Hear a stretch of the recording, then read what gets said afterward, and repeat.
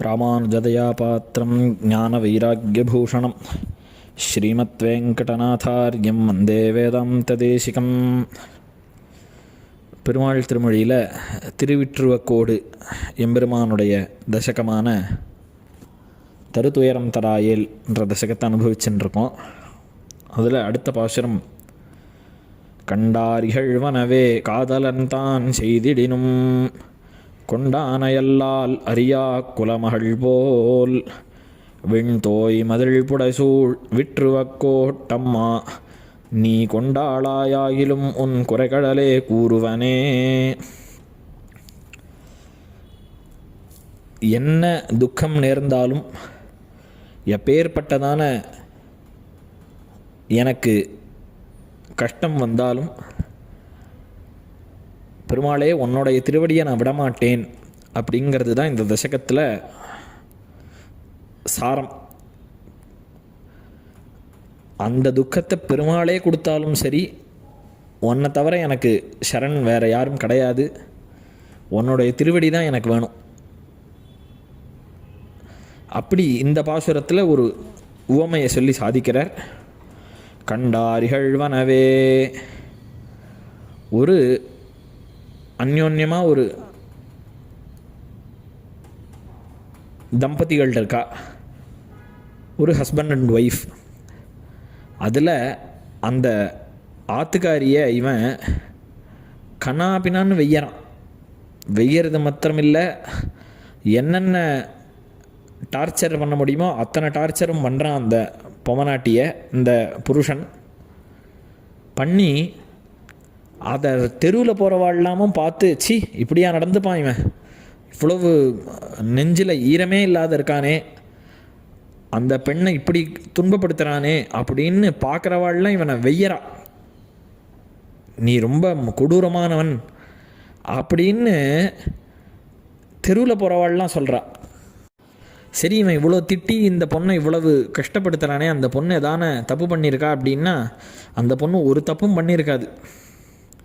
அந்த பொண்ணு ஒரு தப்பும் பண்ணாத போதே இந்த காதலனானவன், கணவனானவன் தன்னுடைய சுதந்திரமாக அவனே இண்டிபெண்ட்டாக அந்த ஊராரெலாம் பார்க்குற மாதிரி அந்த பொண்ணை திட்டினா கூட அந்த விஷயங்களெல்லாம் பொருட்படுத்தாமல், அந்த கணவனானவன் எவ்வளவு கஷ்டப்படுத்தினாலும் வேறொரு புருஷனை மனசில் கூட நினைக்க மாட்டான். அப்போ இவர் இவ்வளோ கஷ்டப்படுத்துகிறாரே அப்படின்னா, இது என்னுடைய கர்மாவுக்கு நான் பலன் அனுபவிக்கிறேன்னு நினச்சிப்பாளாம். யார் அப்படி நினச்சிப்பா அப்படின்னா, குலமகள் போல், குலமகளானவள், குலமகள் அப்படின்றதுக்கு நல்ல குலத்து பெண்கள், அந்த பெண்கள் கொண்டானையல்லால் அறியா குலமகள் போல், இந்த நம்மளை கல்யாணம் பண்ணிண்டானே அவன் என்ன தான் வெய்யட்டும், ரோட்டில் நன்னா திட்டிட்டு, ரோட்டில் நன்னா 4 பேர் பார்க்குறவா முன்னாடி திட்டினாலும் எனக்கு அவர் பிரியமானவர். ஏன்னா அதுக்கப்புறம் எனக்கு ஆற்றுல வந்து என்னை நன்னா பார்த்துக்கிறார், எனக்கு நான் கேட்குறப்பெல்லாம் என்னை ஜிஆர்டி அழிச்சுட்டு போகிறார். அதெல்லாம் ஒரு பக்கம் இருந்தாலும், ரோட்டில் கனாபினான்னு திட்டுறா, 4 பேர் பார்க்குற மாதிரி திட்டுறார். 4 பேர் ரோட்டில் பார்க்குறவா இந்த பொண்ணு பேரில் பரிவோட, ஐயோ இவன் மகா கொடூரன், இவனோட நீ எப்படி வாழ்க்கை நடத்துகிற அப்படின்னு கேட்டால் கூட, கொண்டான எல்லால் அறியா குலமகள் போல், என்னுடைய பர்த்தா இவர் தான், அக்னி சாட்சிக்கமாக நாங்கள் கல்யாணம் பண்ணிட்டுருக்கோம் அப்படின்னு, எனக்கு இவரை தவிர வேறு கதி கிடையாது அப்படின்னு இருக்கக்கூடிய குலமகள் எப்படி இருப்பாளோ, இந்த பாசுரம் இந்த காலத்தில் செல்லுபடியே ஆகாது. அந்த மாதிரி ஸ்திரீகள் இப்போது ஏதோ பதிவிரதைகள் இருக்கலாம், இருக்கா.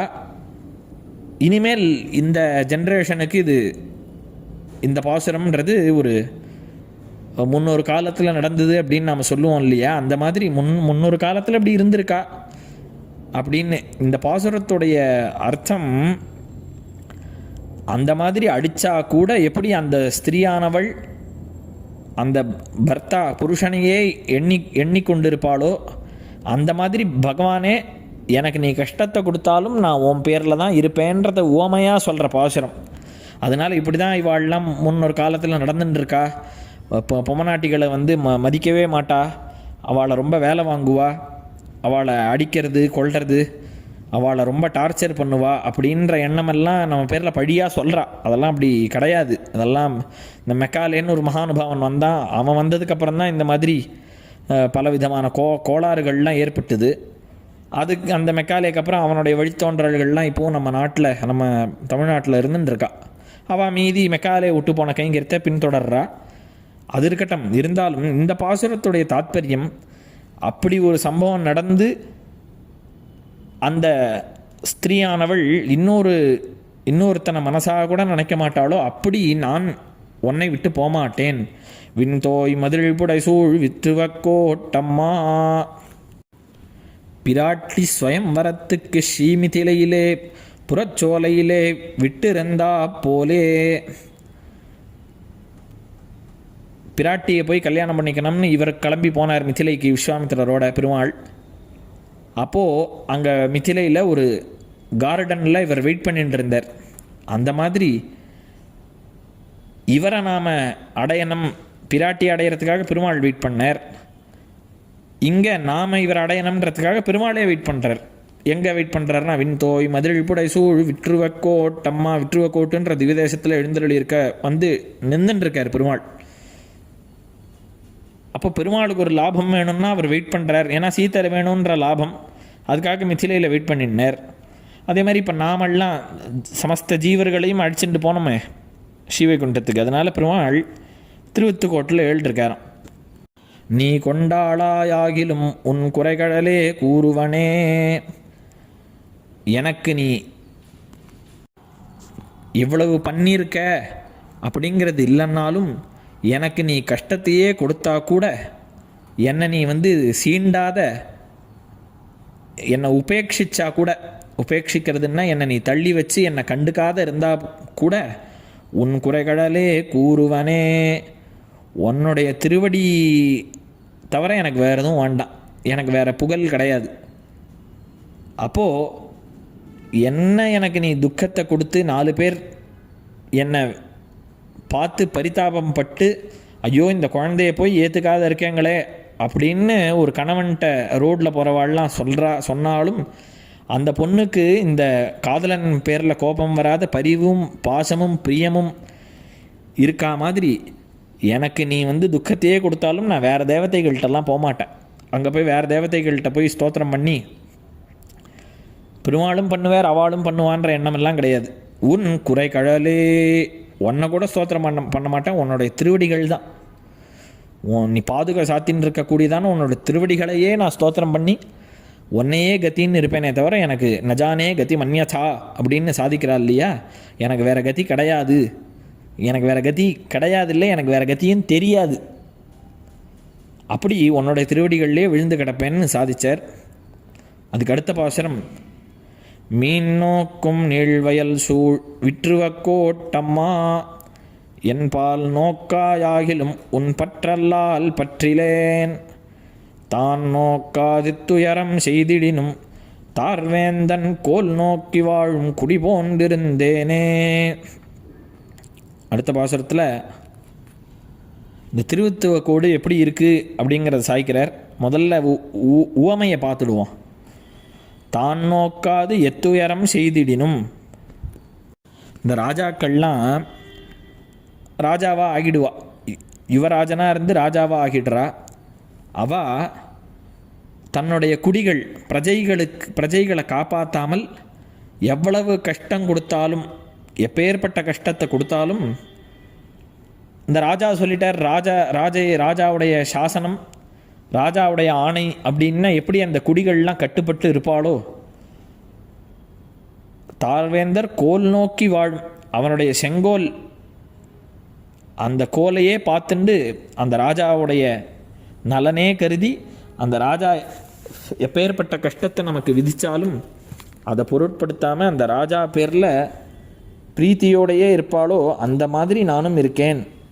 தார்வேந்தர் கோல் நோக்கி வாழும் குடி போன்றிருந்தேனே அந்த குடியானவன் ஜனங்களானவா எவ்வளவு டேக்ஸ் போட்டாலும் அந்த ராஜா அந்த டேக்ஸ் போட்டுட்டாருன்றதுனால நாம் அதை கட்டாத இருக்கோமா? இப்போ பொதுவாக நம்ம அரசியல் பேசக்கூடாது, இருந்தாலும் எத்தனையோ துக்கமான நிகழ்வுகள்லாம் நம்மளுக்கு நடந்துட்டு தான் இருக்குது. இந்த ராஜா பொசிஷனில் இப்போ நம்மளுக்கு ஆட்சியாளர்கள்லாம் இருக்காளே, எத்தனையோ கஷ்டம் கொடுக்குறா. ஒன்றொன்றும் விலை ஏறுறதுன்னு வாங்காத இருக்கோமா? இத்தனைக்கும் நம்மளை அவ்வளவு வெய்யறா. அதுவும் குறிப்பிட்ட ஒரு சில கட்சிகள் நம்மளை நன்னா வெய்யறா. ஹிந்து தர்மத்தை ரொம்ப கொச்சையாக பேசிண்டு அதை அழிப்போம் அப்படின்லாமே பேசின்னு இருக்கா. அப்படி பேசின்னு இருக்கவாளுக்கும் நாம் ஓட்டு போட்டுட்டு தானே இருக்கோம்.